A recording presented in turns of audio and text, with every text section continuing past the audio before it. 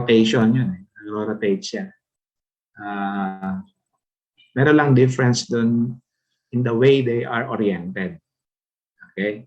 So LJ said, if it is not acting at the axis, it will create a twisting force. No?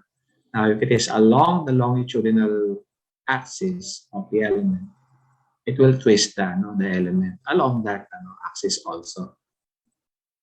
Okay, so during earthquake, that's why later on, meron kayong babasahin ng mga references so that when those phenomena occur, let's say earthquake, wind loads, talagang may encounter ito ng structure na di-design ninyo, no? Kasi lalo na dito sa Pilipinas, palaging nag-earthquake dito. Tapos binabagyo rin tayo palagi.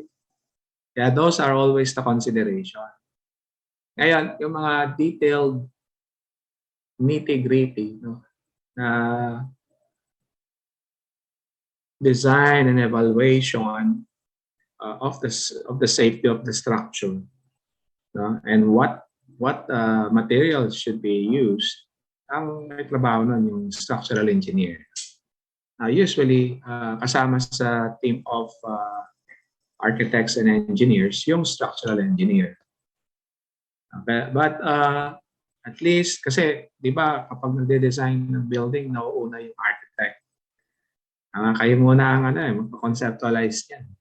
When you graduate, when you're already an architect. Yan. Kayo yung nag-iisip. Ano yung mga possibilities. I'm not sure if you're doing it already. Palagay ko sa inyo, yung first phase ng project niyo, gagawin niyo na. Nandun na ba kayo? So feel free to consult me just in case na meron kayong kasi kanya naman no? Nandito kami para tulungan namin kayo sa mga ginagawa niyo sa mga iba niyo pang mga courses kung meron kami may tutulong. So at that stage, conceptualize niyo, dinedesign ninyo, at least meron kayong idea so that when you assume that there will be earthquake, there will be typhoon, wind forces, yung design ninyo parang nagmamatch ka agad doon sa preference na design ng structural engineer so that when this phenomenon occur, mas less yung possibility na ma-damage siya or mag-fail yung building. So there are best practices sa mga ito, no? Okay?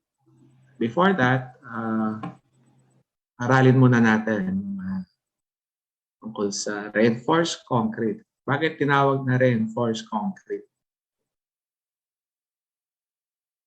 Of course, nandun kagad yung concrete. No? Pag sinabing concrete,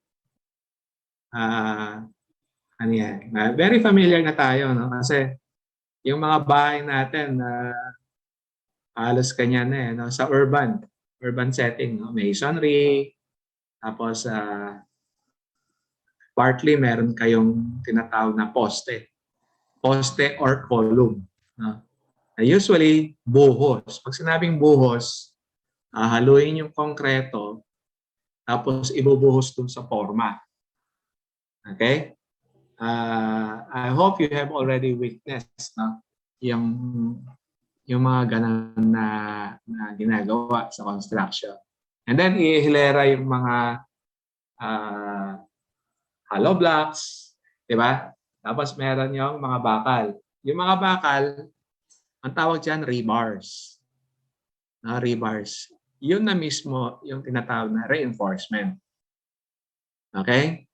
Now, doon sa binubuhusan na poste, Di ba may mga bakal na yon? Nakita nyo sa mga ano? May bakal na yun eh, parang square yung ano. Usually you have four longitudinal rebars and then may tinatawag na ties. Yung ties yung nakapalibot na ganun. Okay? Later makikita nyo naman sa mga pictures na ipapakita natin. No? So, kapag naman horizontal yung ganong klaseng arrangement, you call it beam. Okay? Beam. So, pag beam, sa Tagalog, anong tawag natin? Para pag pinag-uusapan nyo, alam mo agad what's being, what it is pertaining to. Pag beam, biga. Na, biga, beam, meron pa bang ibang tawag dyan? Girders, pwede rin. Rafters. Okay? Nga lang, makita nyo, iba-iba yung itsura ng mga ito. Kaya may kanya-kanya ding tawag to. Actually, yung slab, when we say slab, where it is popularly located, yung slab? In most floors, no? Lahat ng, floors, tapos buhos siya, ang tawag mo slab. No? So, kumbaga solid concrete siya. There's no part where it is hollow blocks, kanya hindi. Buhos lahat yan. And usually, sabay-sabay na bubuhusan yan. Slab, tsaka yung biga. No? So that, ang kagandahan nun, kapag sabay-sabay, anong tawag doon? Pag isang buhusan lang. Anyone? Monolithic po. Very good, Eliza. Monolithic. Pag sinabing monolithic, pag walang construction joint. Hindi nag-stop yung buhos. So parang homogeneous. More or less, it's homogeneous. No? But ideally, hindi mo magagawang homogeneous siya. As much as possible. Para interconnected yung mga concrete materials. No? At ano ang kalalabasan nun most of the time? Mas matibay. Okay? Mas matibay yung structure natin. Yeah? Ilan na tayo? 24. 9:20. Start natin. Anyway, if you look at the course guideline, meron doon sa pangalawang, I think that's week. Let me see. In week 2, merong YouTube link. Sino na nakapanood nun? YouTube link. Meron na ba? Wala pa. O, yun ang papanood ko sa inyo ngayon. Na. Okay? Panoorin niyo. Siguro we can start now. Papanood ko na sa inyo. Now, how do I do that? I share the link. Share screen. One participant can share. There. Nasaan?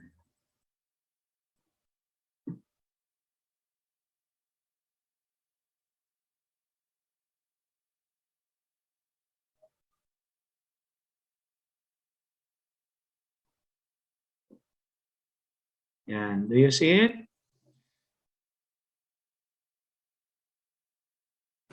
Yes, sir. Yes, sir. Okay. So now, subukan kong i-play. And then you tell me if okay lang siya.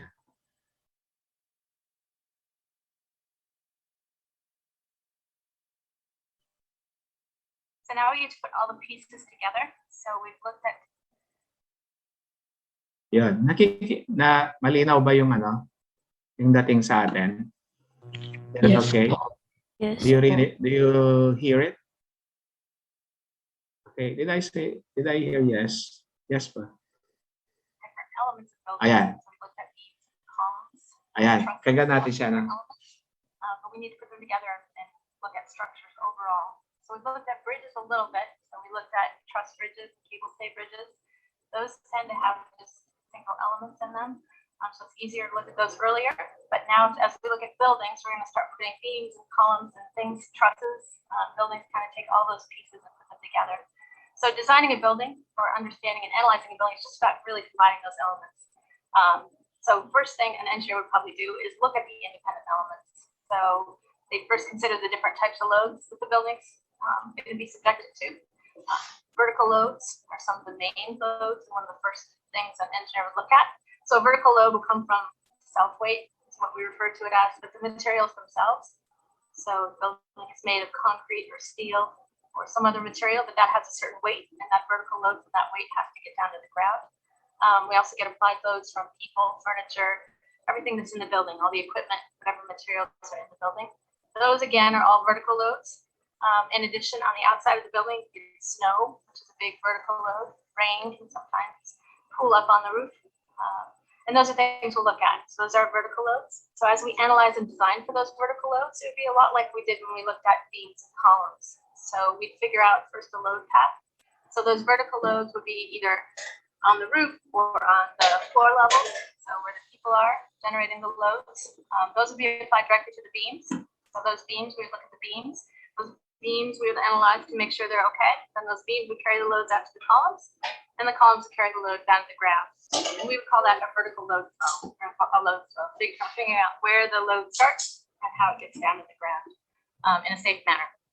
So beams, we're looking at just at the beam element. An engineer would, just go back to beam design that we talked about. So a beam could fail in bending or it could fail in shear. Those are the two main ways. So a longer, slender beam would fail in bending, reach too much bending, too much tension or compression. And then if it's a shorter, deeper beam, it would fail probably in shear. So an engineer would look at that, make sure the beams are okay, then move on to the columns and check to make sure the columns are okay. They could fail in compression or in buckling. So they'd analyze it and make sure that was okay. So that's the vertical load, the vertical load flow. So as the loads find out where they're generated, figure out how to get them to the ground. We also have to deal with lateral loads or horizontal loads. And the two main horizontal loads that we deal with in buildings are wind and earthquake. So wind pushing on the side of the building. Earthquakes are a little different. They generate a motion in the ground, but that actually generates a lateral force as well. So how do we deal with these horizontal loads to a building, and what will they do to a building? So a wind load is probably easier to begin with to just imagine a wind load. So wind load on the side of the building will apply forces to the side and cause the building really just to bend like a beam. So we saw Eiffel Tower. So we analyzed the Eiffel Tower for a wind load, and then when we talked about beams, and that Eiffel Tower behaves just like a beam. So if you turn your head, you have a cantilever beam. In most buildings, we can actually do a first pass analysis for wind or earthquake loads by modeling these beams.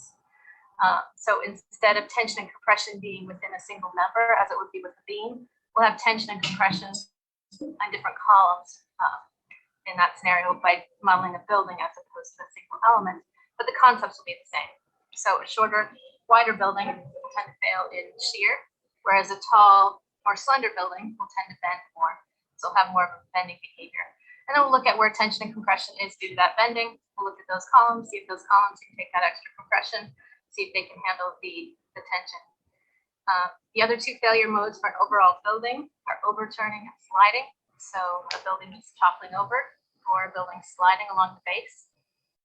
These are really just a function of the connections at the base. So making sure we have strong enough connections to withstand overturning, to withstand any type of lateral sliding. So we're going to build some simplified models of buildings, and engineers often do build simplified models. There's a lot of data if you're looking at a big three-dimensional model and trying to figure out what's happening. You can get buried in all the numbers. So coming up with a simplified model is very helpful.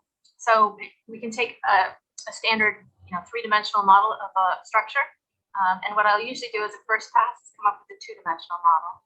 So I'll collapse everything to 2 dimensions. And most buildings are pretty repetitive. So that's a fairly effective way to make it simpler. So collapsing into a two-dimensional model means I'm going to take all the columns and just model the columns and the beams. all along a two-dimensional plane. I can further make an even simpler model, which is referred to as a one-dimensional model, by further collapsing all those columns together and all the mass on the floor levels together. And so all the columns get grouped along one line. So that's where we get one-dimensional model. Everything's on one line. And then at every floor level, we lump the mass. It does a really good job of actually predicting dynamic response and lumping all the mass at the floor level is actually it's a good way to do it since that's where most of the mass typically is. That's where the beams are. That's where the people are and all the equipment are. So if you have a one-dimensional model with for a building with multiple floors, it would be referred to as a multi-degree of freedom system. What I have here are single degree of freedom system models. So these would represent the same thing. It's a one-dimensional model. Everything's collapsed along a single line, but it's for a one-story structure. So it's just one story tall. I have two different versions to represent a taller building and a shorter building. And that's one of the things I want us to experiment with is, do they behave the same? Do they behave differently? So I tried to make them with very similar masses, but they have different heights. The different heights of the columns represent the stiffness. So stiffness, again, was how much is going to displace for a given force. So if I apply the same force to both of these, one's going to displace more than the other. So this one displaces more. The shorter one would be referred to as the stiffer system, as opposed to the taller one, which is not quite as stiff. Hopefully you have a dowel or something you can use to build a single degree of freedom system model or one of these lollipop models. It's just a wooden dowel in my case. You could also use a twig, anything long and slender, and a lump of clay on top. Okay. And what you want to do is experiment with how it tends to want to behave. So as I pull it back and release it, how does it want to oscillate? And will it oscillate different if it's got a different height or different stiffness? How about if I took all this mass and put it on a single lump? Would that make any difference? So you're trying to experiment with heights of columns and amount of mass and figure out how the building wants to respond. If you don't have materials to build a physical model, go ahead and use the online simulator to experiment with different masses and stiffnesses of columns virtually.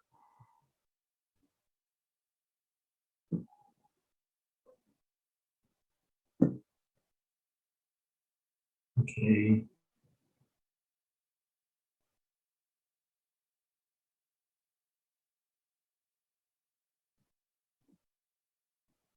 Okay. Stop muna tayo din. Any question dun sa presentation?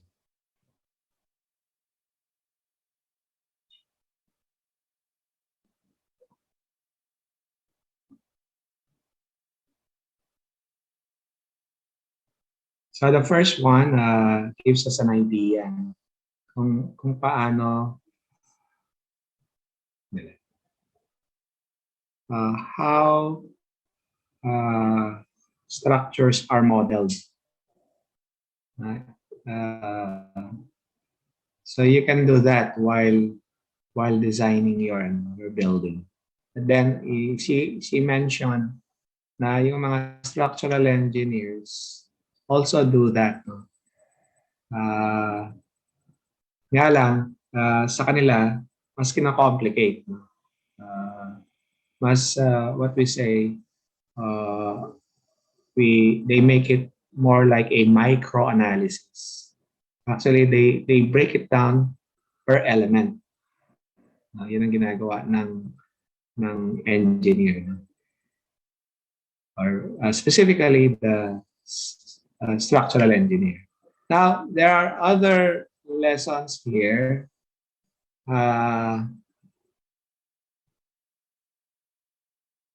Yung lessons ng column, loads, and modeling. Okay, let me share again. Okay, may mga ibang available dito like how do columns fail, it says. Tapos lateral force resisting system.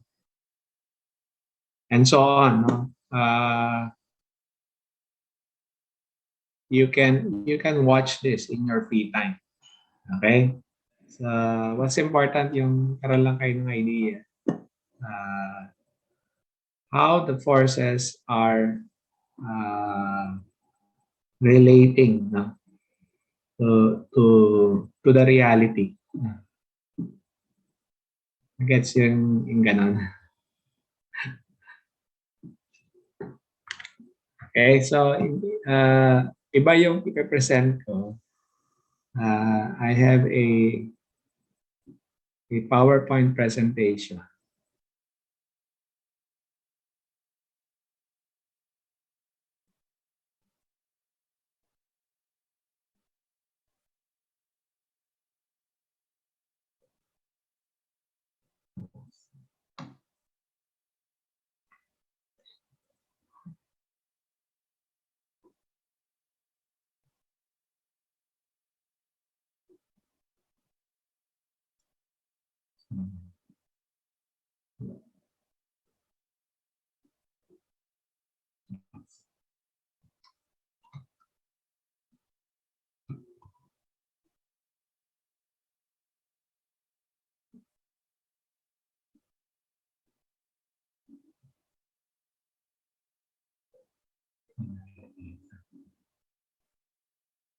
Yan. Do you see the PowerPoint presentation?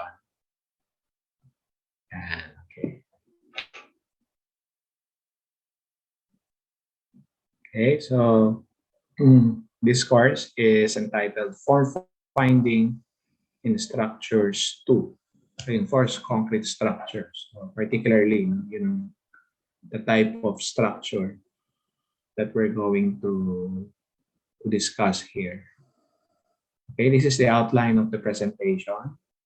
First, we have introduction, history, definitions, structural loads, analysis and design. And then you have the reinforced concrete structural elements and how they fail. And later on, we will have a review of statics. Then we can give a diagnostic exam. Okay? History. Do you hear me well? Ayos lang? Yes, sir. Yes. Okay, good. So, this one, it says a special type of volcanic sand called pozzolana. It was first found near Pozzoli in the Bay of Naples. Okay. It was used extensively by the Romans in their cement. It is certain that to build the Porticus Aemili, a large warehouse constructed in 193 BC, pozzolana was used to bind stones together to make concrete. So as early as 193 BC, concrete was already introduced or used. It is unusual sand reacts chemically with lime and water to solidify into a rock-lime mass even when fully submerged. The Romans used it for bridges, docks, storm drains, and aqueducts as well as for buildings. Hello po. Hello? Yeah? Yung outline of presentation pa rin po yung naka-view sa amin. Take a note. Up. Sige.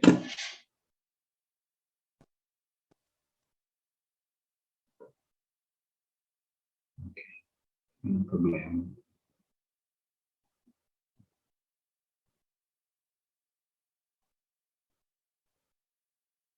O yan.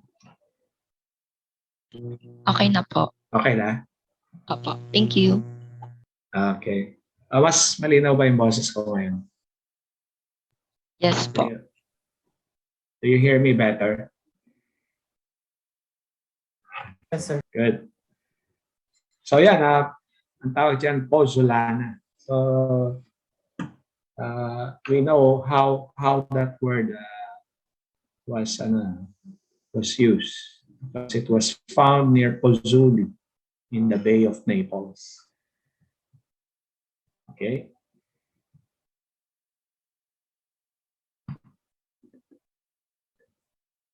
Yeah. So look at these structures. These are examples of concrete structures. No? But notice, hindi pa reinforced ito. Iba pa yung reinforced. Pag nilagyan mo ng bakal, of course, those rebars will be the reinforcement. That's why it became reinforced concrete. But at this point, these are just concrete structures. Okay?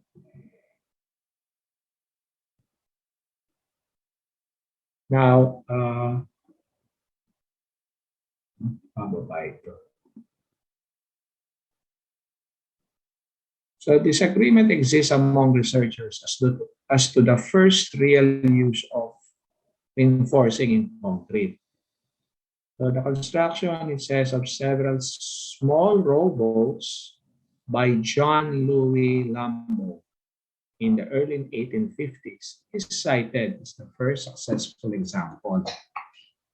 Mr. Lambo, a gentleman farmer in southern France, reinforced his boats with iron bars and white mesh.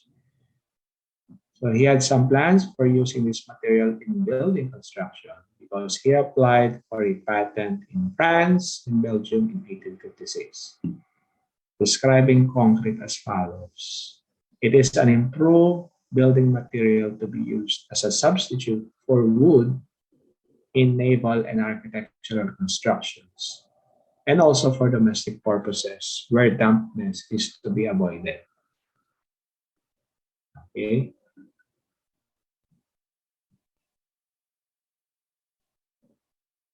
Yeah.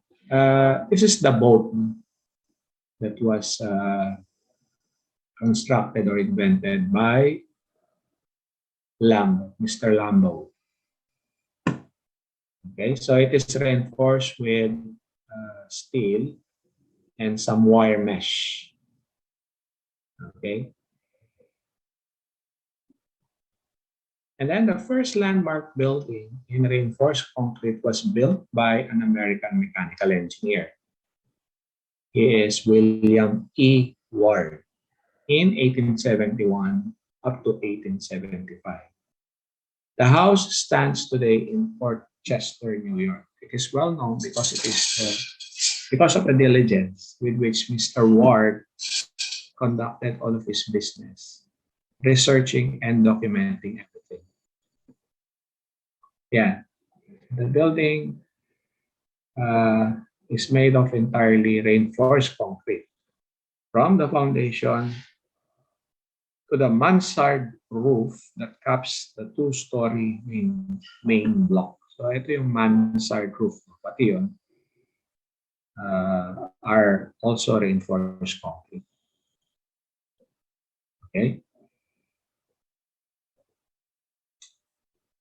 So let's just get ourselves familiar with the terms. When we say structural engineering, is the science of planning, designing, and constructing safe, economical structures. And it is an integral part of this process, structural analysis. And then reinforced concrete. Concrete in which wire mesh or steel bars are embedded to increase its tensile strength. Okay, so mostly the use of steel bars are for the tensile strength. Reinforcing bar or rebar is a common steel bar that is hot rolled and is widely used in the construction industry, especially for concrete reinforcement. Steel bar, rebar is mostly common. It is used for tensioning device to reinforce concrete and other masonry structures to help hold the concrete in a compressed state. In its simplest form, concrete is a mixture of paste and aggregates or rocks. The paste is composed of Portland cement and water, coats the surface of the fine and coarse aggregates. Okay, so the main components of the concrete are Portland cement, water, and then we have the fine and coarse aggregates. Okay, later we will show some pictures of this. Ayan. These are the coarse aggregates.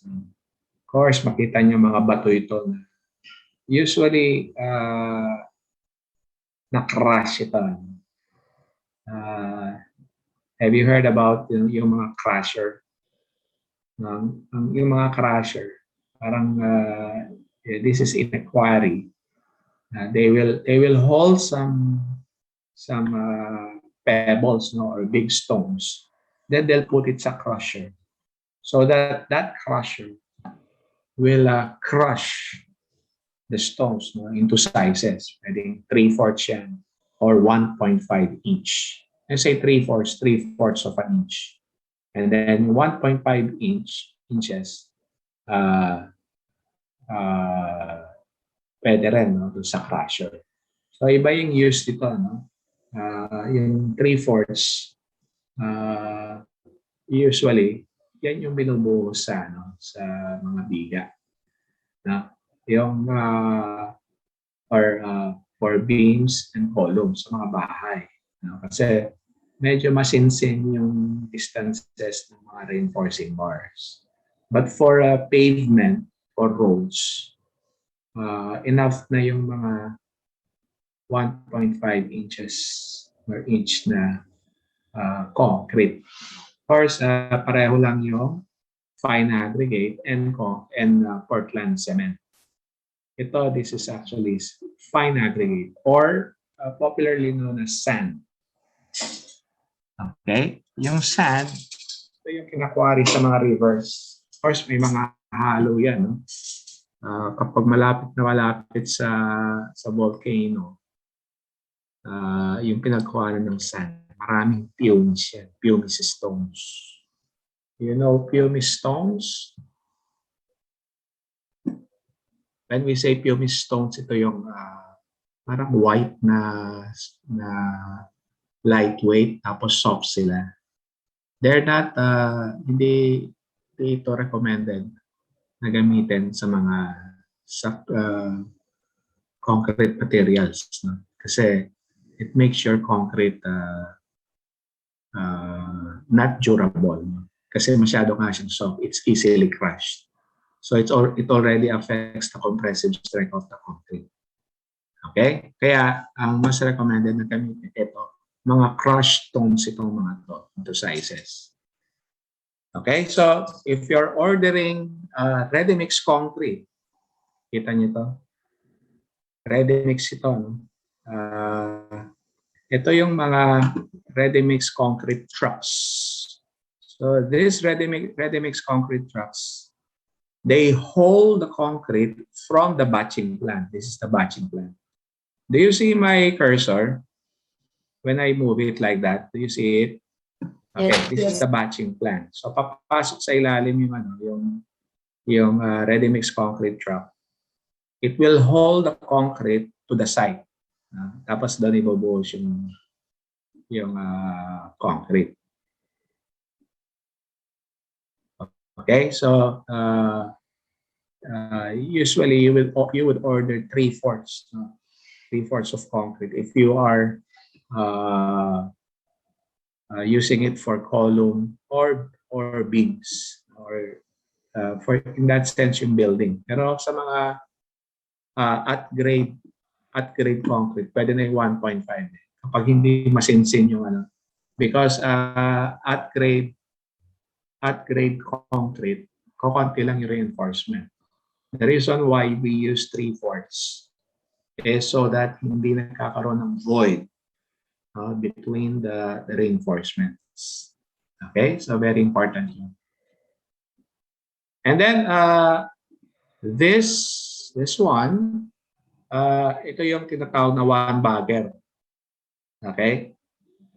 Kasi one bag of concrete ilalagay mo, and then Portland cement, and then ipapasok mo na yung mga sand and coarse aggregates, and then i-mix na yan. There's a machine that causes this to turn. So dito na mamimix and then ipo-pour na yung concrete. From adjacent to this one bagger. We call it one bagger. Now, kapag mano-mano naman, manual mixing, ito siya. Ito na yung concrete natin. So dito, inilagay mo yung you put the sand, the coarse aggregate, and then the Portland cement, and then water.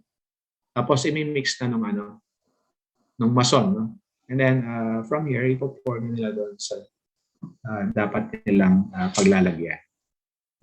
Okay? And this is a better view, no, of the components of concrete. This is the coarse aggregate. Okay? These two. Ito mas maliit, no? Perhaps this is 3/4, this is 1.5. Okay, makita nyo yung approximate diameter nila. Of course, hindi naman ideally yung ideal sphere na pebbles. But the approximate niya, diameter is 1.5.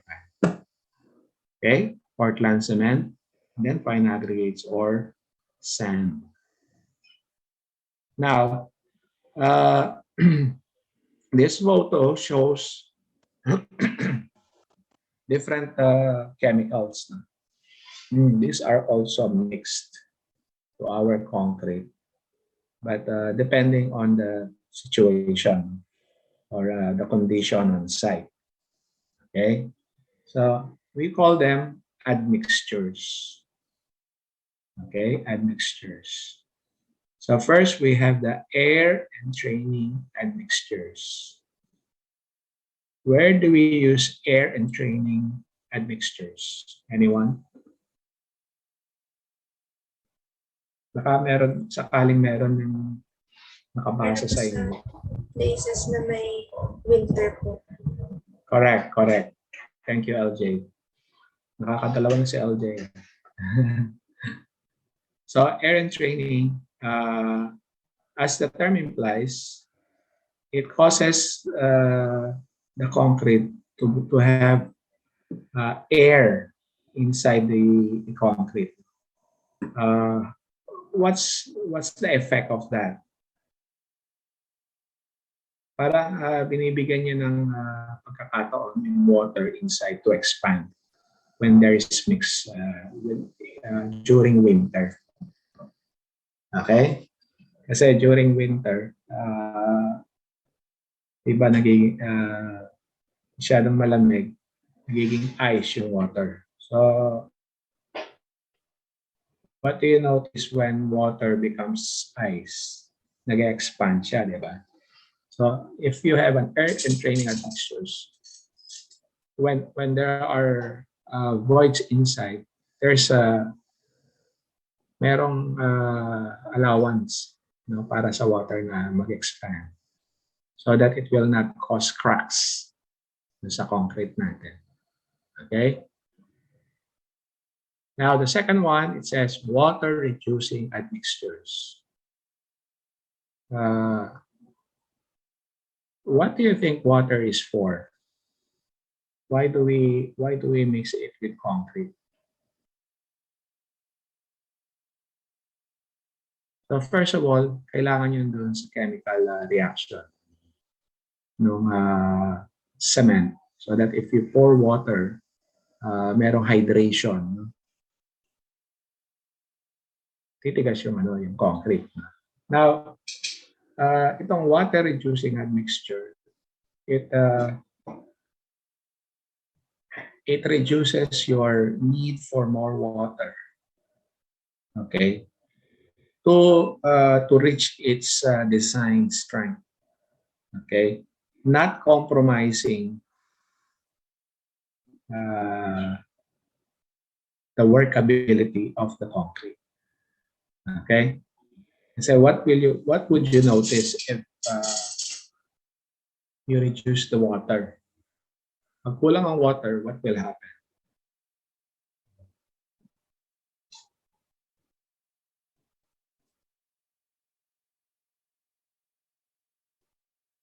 Okay, actually, the more water that you put in concrete, uh, mas bumababa yung strength niya. Na? But the workability, when you say workability, ito yung viscosity or yung labnaw ng concrete.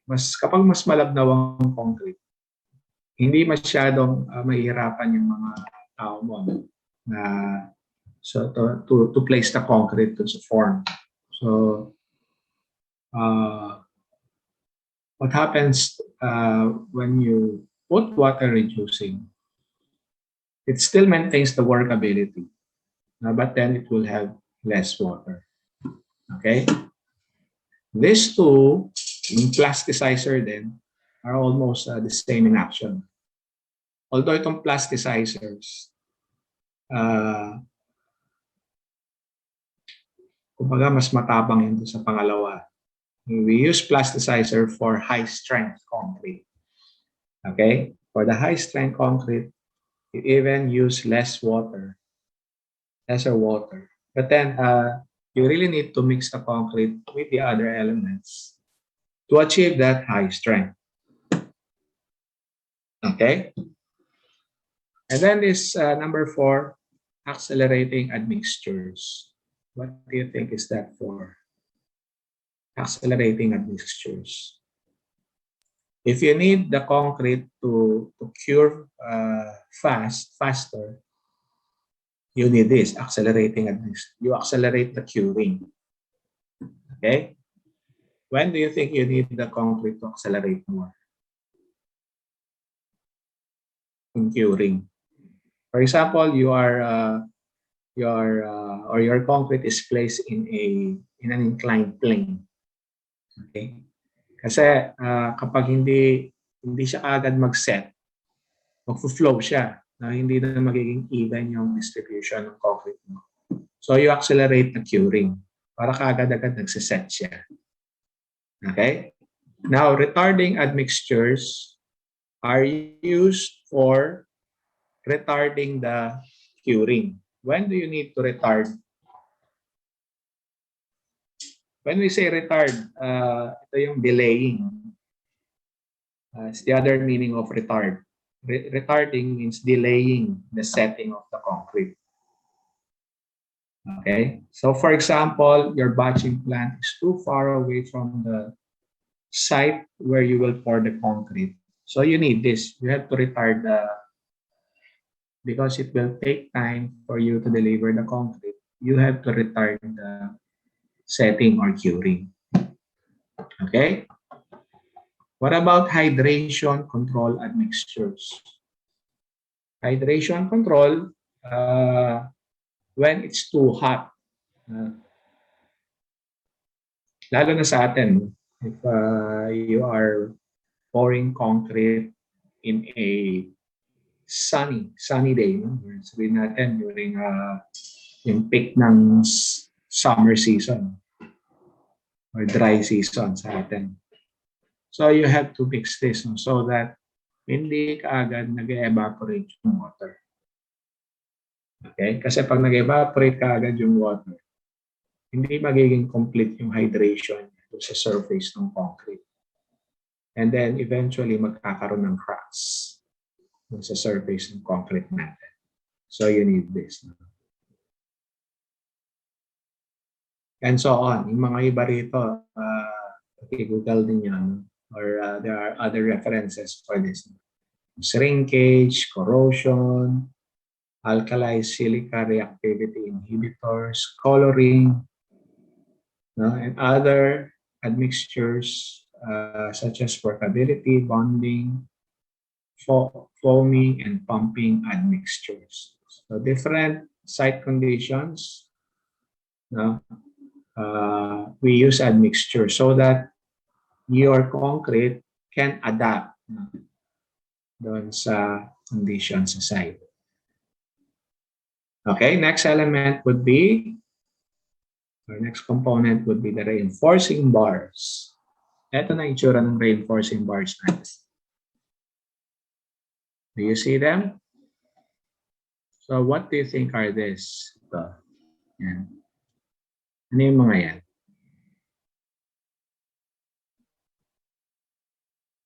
These are columns, no? Columns yan. Circular columns. Yeah. And what are these? Ito palagay niyo. Anyone?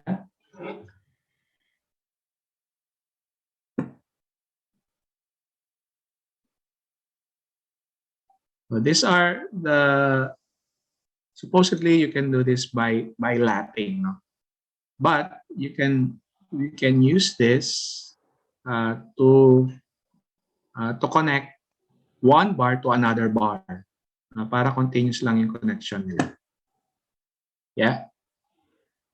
And then these are the reinforcing bars, say for example of a beam.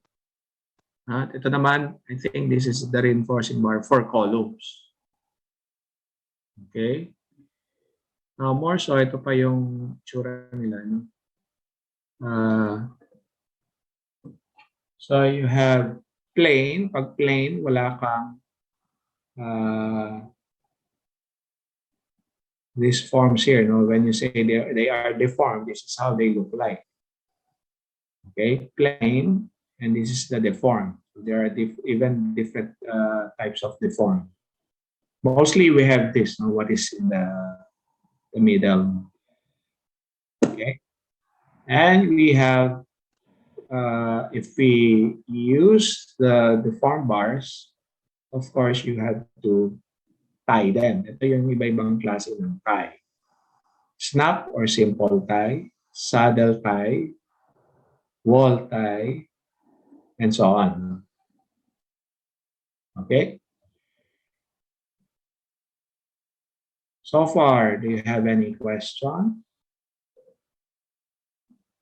Question? Okay, wala. Now, these are the properties of reinforcing bars. So, merong number yung bars natin. So, numbers 2 up to 18. Okay? So, diameter, if it is number 2, the diameter is 2 inches. Okay, or 2/8 inches. So, that's equal to 0.250. Okay? And number 8, you have 8/8. That's equal to 1. 1 in diameter. Okay, notice that the number,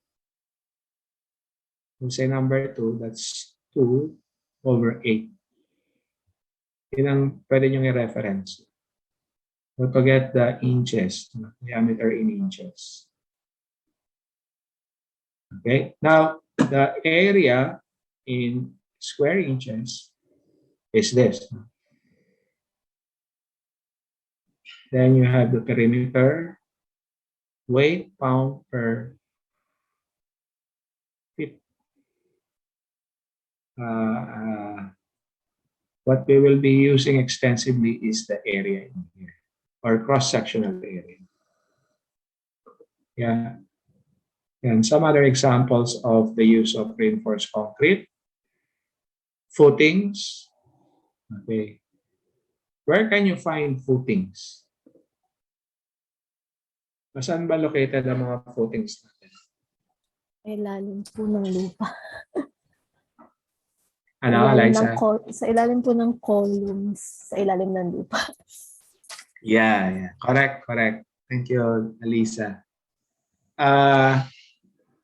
These are actually the substructure. We call them substructure.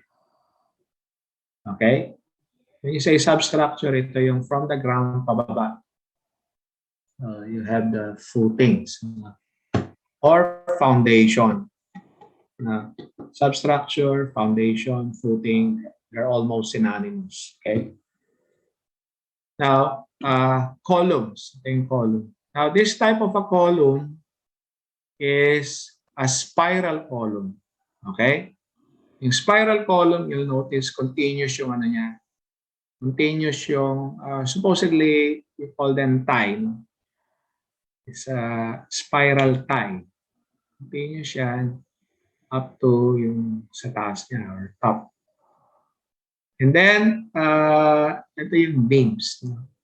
So the beams, you have the longitudinal bars, and then you have the stirrup. You call them stirrup. No?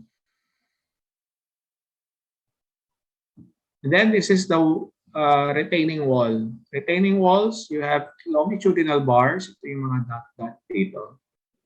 Longitudinal, that means these are perpendicular. No? Perpendicular sa screen.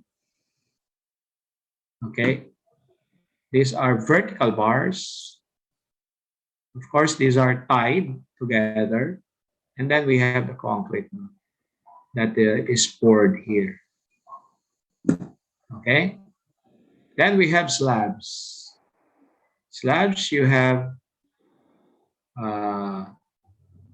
this direction and that direction.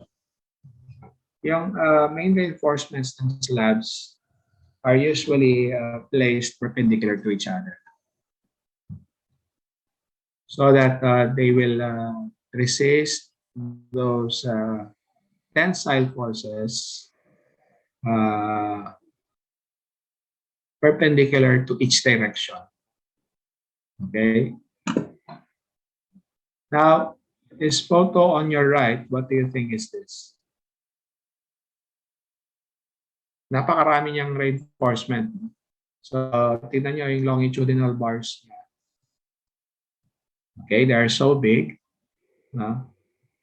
And then, they are tied together with ties which are across no? With each other. Perpendicular axis.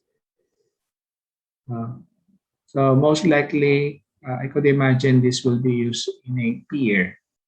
Let's say pier of a dock or a bridge. Okay, ganyan karaming reinforcement. So that in cases where lateral forces are too high, your structure will still stand and it won't fail. Okay, now what are the advantages and disadvantages of reinforced concrete structures? Advantages, you have high compressive strength. Okay? Pagka concrete, sahan mo, compressive strength yung mataas. And then you have adequate tensile strength. Why do you have adequate tensile strength? Okay, this will be taken care of by the reinforcing bars. Okay, and then fire and weather resistance. It takes a long period of time na mag-melt yung reinforcing bars sa loob. During instances that there will be fire. So matagal bago malusaw yung sa loob and then your structure would fail. But in most cases, hindi nasusunog no, yung concrete. And then when concrete is already poured and has cured already, the steel inside, the reinforcing bars, won't oxidate anymore or hindi na siya mangangalawang. Okay? Durability. Kita nyo yung Melchor Hall, Palma Hall, no, andyan pa sila and they're still strong kasi concrete yan eh. They're really durable. So they could last a century or centuries. Okay? Economy to mold any shape. Economical lalo na if what you used was already used before. So yung formworks niya are recyclable. So that makes it very economical. Low maintenance cost. Almost zero yung maintenance mo sa concrete. No? Basta tama yung pagkakagawa niya. Particularly if you put enough covering, when we say covering, that is the leeway between the surface of the concrete and the outer surface of the reinforcing bars. Because you really have to seal the reinforcing bars so that walang mag-infiltrate na oxygen sa loob. That can cause rusting inside. Kapag mali yung pagkakabuhos niya, may mga leak. When say leak, nag-leak yung water dun sa reinforcing bars. What will happen is, mangangalawang yung reinforcing sa loob. And later on, magde-deteriorate yung reinforcing bars sa loob. Eventually, it will weaken your structure. I think there was a case, I don't know what state was that. Collapse yung isang part ng isang building because of that case. Nag-leak yung swimming pool dun sa several parts of the building. Affected yung concrete and columns and slabs. Kaya nag-collapse. So the construction engineer or architect should always look at the proper concreting of the different elements of the building. Okay, less deflection compared to, let's say, steel structures. Mas maliit ang deflection ng concrete. And then use as precast structural components. Okay, it's reinforced concrete is really good in using it for precast. You say precast, post-tension, pre-tension. Okay, and then you use less skilled labor. Yung skill kasi nandun na sa say for example yung architect na design mismo nung structure, and then all of your formworks will be fabricated the way it was drawn by the architect. Now, what about the disadvantages of reinforced concrete? Tensile strength to compressive strength ratio, okay, is low actually.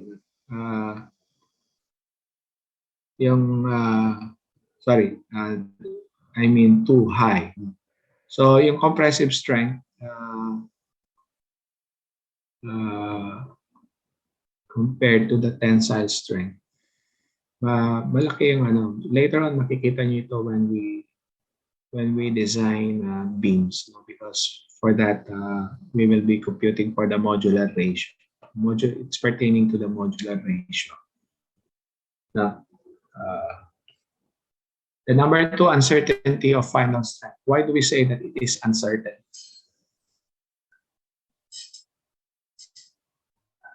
Well, due to problems or issues in fabricating the concrete. That's why when you design, you will be using enough factor of safety.